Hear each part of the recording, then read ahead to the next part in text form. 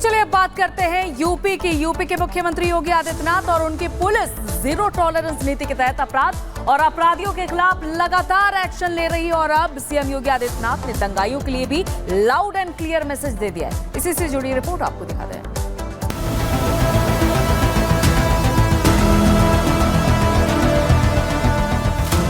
केवल मुरली से काम नहीं चलेगा, बल्कि सुरक्षा के लिए सुदर्शन भी आवश्यक है।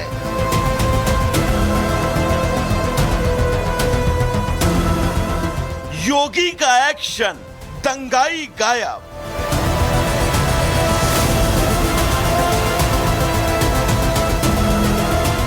दंगाई गायब, आका परेशान। यूपी में अपराधियों पर सीएम योगी की जीरो टॉलरेंस की नीति जारी है। सूबे में यूपी पुलिस जिस तरह अपराधियों पर एक्शन ले रही है, उससे साफ है कि यूपी में कानून का इकबाल बुलंद है। योगी के एक्शन पर विपक्ष जहां सवाल खड़े करता रहा है, तो वहीं एक बार फिर योगी आदित्यनाथ ने बिना नाम लिए कई मोर्चों पर एक साथ विपक्ष और पूर्ववर्ती सरकारों के खिलाफ जुबानी हमला बोला। राजधानी लखनऊ में एक कार्यक्रम के दौरान योगी ने साफ और कड़े शब्दों में कहा कि प्रदेश में दंगे और दंगाई गायब हो गए और उससे दंगाइयों की आका परेशान है। सीएम ने कहा कि सरकार आपके साथ खड़ी है। बांटने वाली राजनीति है जो जाति के नाम पर तमाम वादों के आधार पर आपको बांट रही है। इससे आपका कल्याण नहीं होने वाला। सरकार आपके साथ खड़ी है। ये जो बांटने वाली राजनीति है, जो जाति के नाम पर तमाम वादों के आधार पर आपको बांट रही है, इससे आपका कल्याण नहीं होने वाला है। आपकी समृद्धि और प्रदेश की सुख और समृद्धि, प्रदेश में शांति और सुरक्षा का वातावरण ही आपके वर्तमान और आपके भविष्य को सुधारने वाला है। इतना ही नहीं, योगी आदित्यनाथ ने बिना नाम लिए समाजवादी पार्टी पर जमकर निशाना साधा। जब परिवार तक कोई व्यक्ति सीमित हो जाएगा, वो देश के बारे में और समाज के बारे में नहीं सोच सकता है। उसकी दृष्टि उतनी है ही नहीं। उसका अब तो अपना एक सीमित दायरा है।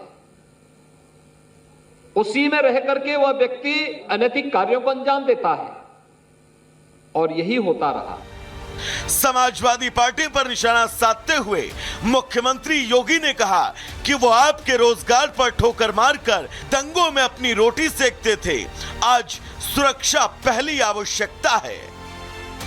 जब दंगाई गायब और दंगे भी गायब, तो आम नागरिक तो सुरक्षित है, लेकिन दंगाइयों के आका परेशान है। उनकी परेशानी उनको शुरू हो गई है, क्योंकि इसी से उनकी रोजगार चलता था। वो आपके रोजगार पर ठोकर मारते थे, लेकिन जब दंगे होते थे, इसमें अपनी रोटी सेकने के लिए जाते थे। और बहनों और भाइयों, हमें सोचना होगा। हमें अपने वर्तमान के साथ साथ अपने आने वाली पीढ़ी के भविष्य को ठीक करना है, तो सुरक्षा पहली आवश्यकता है। इससे पहले सोमवार को उत्तर प्रदेश के मुख्यमंत्री पश्चिम त्रिपुरा में कांग्रेस पर तीखा हमला बोलने से पीछे नहीं हटे और ये कह दिया कि अब सिर्फ मुरली से काम नहीं चलेगा, बल्कि सुरक्षा के लिए सुदर्शन भी जरूरी है। भगवान श्री कृष्ण एक हाथ में मुरली है तो दूसरे हाथ पे सुदर्शन भी तो है उनके हाथ में। केवल मुरली से काम नहीं चलेगा, बल्कि सुरक्षा के लिए सुदर्शन भी आवश्यक है। योगी के मैसेज लाउड एंड क्लियर हैं।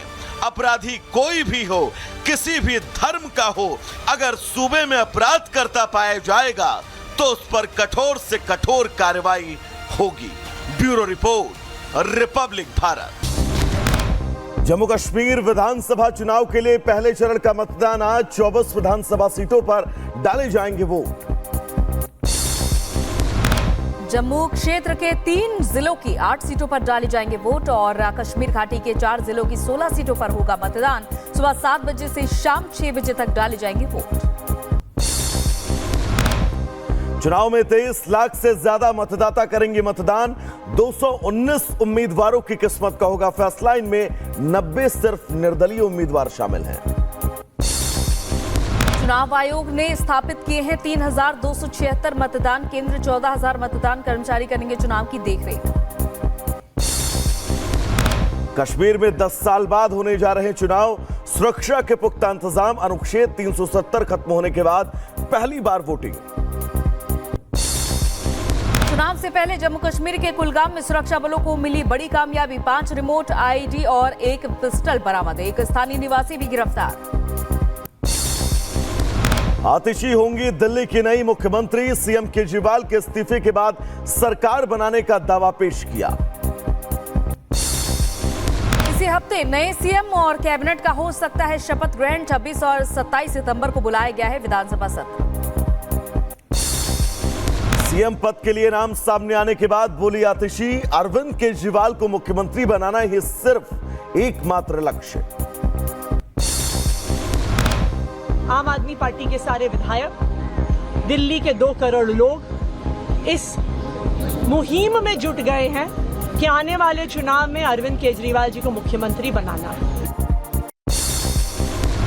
कांग्रेस प्रदेश अध्यक्ष देवेंद्र यादव का अरविंद केजरीवाल पर आरोप। कहा कि जनता के सामने केजरीवाल की खुल चुकी है पोल। जब आरोप लगे थे तभी देना चाहिए था इस्तीफा। जनता के सामने इनकी पोल खुल चुकी है। ये पूरी तरीके से एक्सपोज हो चुके हैं और कहीं ना कहीं आपने देखा होगा अगर ये मॉरल ग्राउंड पे इस्तीफा देते तो उस समय देते जिस समय इनके ऊपर आरोप लगे थे। बीजेपी प्रदेश अध्यक्ष वीरेंद्र सचदेवा ने आतिशी पर साधा निशाना। कहा, आतिशी ने खुद किया स्वीकार, कठपुतली और मुखौटे की तरह पद पर बैठेंगी। जब वो खुद इस बात को स्वीकार कर रही हैं कि मैं तो एक कठपुतली की तरह, एक मुखौटे की तरह बैठूंगी, जो निर्णय लेने हैं वो अरविंद केजरीवाल लेंगे और सत्ता को भोगेंगे अरविंद केजरीवाल, मैं तो सिर्फ कुर्सी ग्रहण करूंगी। दिल्ली बीजेपी ने पोस्टर के जरिए आतिशी पर कसा तंज। लिखा, आतिशी किसकी कठपुतली, पूछ रही है दिल्ली।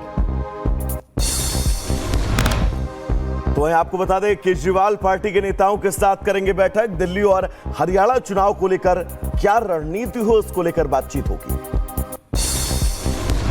सीएम पद की दावेदारी पर बोले बीजेपी नेता अनिल विज। 6 बार जीत चुका हूं चुनाव और अभी मिल रहा है समर्थन। 7वां चुनाव लड़ने जा रहा हूं। जितना रिस्पॉन्स जनता का इस बार मिल रहा है, आज से पहले इतना कभी नहीं मिला। वहीं सीट बंटवारे से पहले अजित पवार ने बुलाई पार्टी नेताओं की बैठक। सीट शेयरिंग पर चर्चा हुई है। शिवसेना के बराबर एनसीपी सीट मांग रही है। 19 और 20 सितंबर को होगी जेपीसी की अहम बैठक। वक्फ बोर्ड बिल पर पक्षकारों की सुनी जाएगी राय। विशेषज्ञों से लिया जाएगा सुझाव।